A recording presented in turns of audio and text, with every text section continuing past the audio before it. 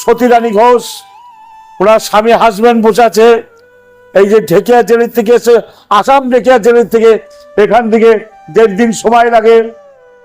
এই মাও তার সর্বস্ব উজাড় করে অর্ঘ্য দিয়েছে। অর্ঘ্য দিলে কি হয় ঠাকুরকে? এই অর্ঘ্য আমি চাচ্ছি না। ঠাকুর যখন বেঁচেছিলেন, আপনার ইতিহাস দেখেন, ঠাকুর তখন থেকে অর্ঘ্য চাইতো, গোদান, মাটি দান, লোহা দান। তাই ঠাকুর বলতেন, ওরে কিছু না দিলে কিছু পাওয়া যায় না। তাই ঠাকুর বলেছে, যোগান দিয়ে ধন্য হ, যাবে তোর দুর্গতি। তাই বলছি, এই মা আসাম থেকে এসছে, শুধু একটু বলে বাবা আপনাকে দেখার জন্য এসছি। আমার ভিতরে কি আছে? সোনা রূপো হিরে কিচ্ছু নেই, আমি ঠাকুরের কুকুরই হতে পারিনি, কিন্তু ঠাকুরের কাছে যে জিনিস আমি পেয়েছি সেটাই এদেরকে দিচ্ছি। তাই এই যে মা বিশাখা মা, এনার মুখেই শুনুন। তুমি মা এসছো এখানে, কোথা থেকে এসছো? জয় গুরু, আমি বিশাখা, আমি ডেগাজুলির থেকে এসেছি, আসাম ডেগাজুলির থেকে এসেছি। আচ্ছা মা, তোমার জন্য কি কি সমস্যা ছিল, কি রোগ ছিল?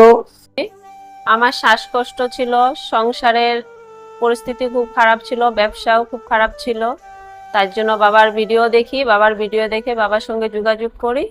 করার পর আমার যা বাবা বিধান দিয়েছে আমি তা পালন করি। পরে আমি এখন ভালোই আছি। তাই বাবাকে দেখতে এসেছি অমৃত ঠাকুর বাড়ি। আপনারাও যারা দুঃখে কষ্টে যারা যেখানে আছেন সবাই আসবেন অমৃত ঠাকুর বাড়িতে, এসে অমৃত নিয়ে যাবেন। কি আনন্দ, কি ভালোবাসা, না আসলে আপনি বুঝতে পারবেন না। কি এসে পেয়েছি আর কি নিয়ে যাচ্ছি, আমি ধন্য মনে করি। নিজেকে নিজে ঠাকুরকে একটু ভালোবেসে এত খুশি দেয় ঠাকুর, ভাবতে পারি না। আচ্ছা মা, তোমার যে রোগটা ছিল সেই রোগটা কি এখন ভালো হয়েছে? হ্যাঁ, পুরোপুরি ভালো। আমি অনেক ডাক্তার দেখিয়েছি আগে, এখন আমার কিছু করতে হয় না, ওষুধও খেতে হয় না, আমি সুস্থ আছি, এখন পুরো ভালো আছি। এই যে মা দেখছেন বিশাখা মা, এমন আছে নিজের নিজের কানের সোনা গয়না বিক্রি করে পর্যন্ত এই ঠাকুর বাড়ি দিয়েছে।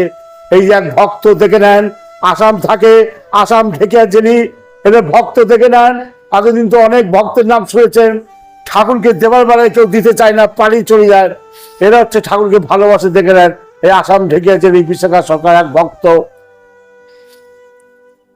এখন সংসারে সব যে ঝুট ঝামেলা সব শান্তি, ব্যাস। জয় গুরু। জয়